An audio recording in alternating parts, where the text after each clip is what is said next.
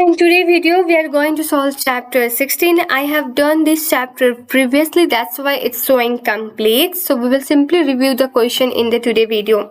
The first one is statement of cash flow include all kind of cash received and the payment that relates to the business. So which of the following item would not be included as the cash flow in the statement of cash flows?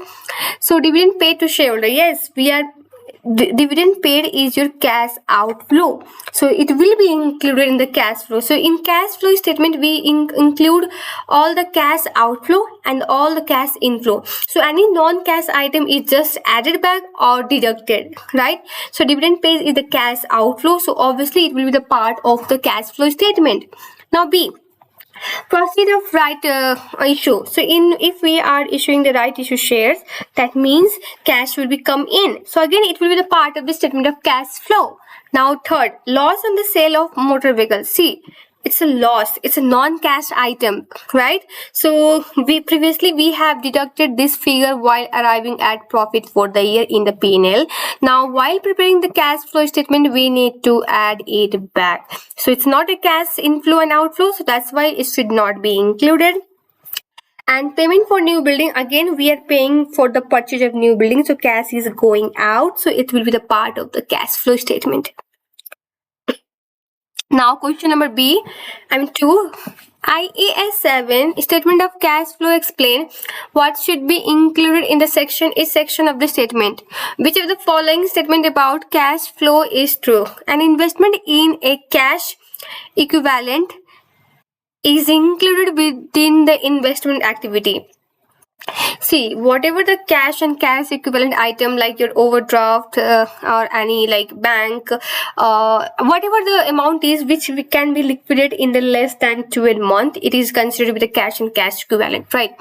So if we are making the investment in the cash equivalent, it is not the part of the investment activity. Okay, so that's why it's incorrect. B, receipt of new loan is negative cash flow from financing activity. So while we are taking the loan, we are getting the cash. So that's the positive figure, not the negative. Now C, the fall in the level of company bank overdraft would be the part of the movement in the cash and cash equivalent. Yes, our bank overdraft is the current liability, right? We should be paid within the 12 months. So it will be the part of our cash and cash equivalent, right? C is the correct. Now D, tax paid is added back to arrive at the figure of net cash from operating activity. So actually tax paid is subtracted while arriving at the figure of net cash from the operating activity, not added. Now next question. IAS sold off a part of its fleets of motor vehicles for the profit during its last financial year. IAS uses the indirect method for preparing its statement of cash flow. How would the IAS treat this item in the statement of cash flow? So IAS sold these motor vehicles, right? So whatever the profit the IAS has generated from this transaction, it has been added to the profit for the year in the P&L. So while preparing the cash flow item, first of all it should be deducted. Why? Because it's a non-cash flow item again, so it should be deducted. So if you look at the option, only C and D consider the this deducted options for the profit on sales. So A and B is out. Now we need to figure out whether proceed of sale is operating activity or investment activity. See, if the IAS deals in this kind of transaction, like their nature of business is to sell the asset, in that case it would be the operating activity. But here it's one of the transaction. It's one of the transaction, so that's why the proceed of sale should be included in the investment activity and the profit should be deducted. Okay.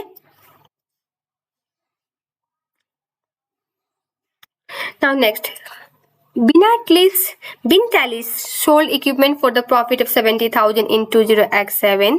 The original cost of equipment was 600,000 and accumulated depreciation was 450,000. What figure should be included as a receipt from the sale of equipment in the statement of cash flow? So How we calculate the profit? We take the sales proceed minus the cost, and in this case cost will be your carrying amount. So do you know the carrying amount? No, we need to calculate. And what figure we need to calculate the carrying amount? Cost and the accumulated depreciation, which is provided in the question. So 600 minus 450, this will give the carrying amount of 150. And so we have sold it on the profit of 70, so we need to add 70 to find out the sell profit, which is 220,000. Okay. Now the last question is, which of the following item could be legitimate to appear in the company cash flow statement? Disposal proceeds from the sale of company car. Yes, this will be appear in the statement of cash flow. Okay. Now second, theft of item of inventory. Yes, this will not appear in our statement of cash flow. Only movement in inventory will appear. Okay. Recovery of debt previously written off. Yes, this is a cash item. It will be the part of the cash flow statement. And dividend received, again the cash is coming in, so it will be the part of the cash flow statement. So except 2, the rest 3 are correct. So okay, we are done with this chapter as well. So see you in the next chapter 17.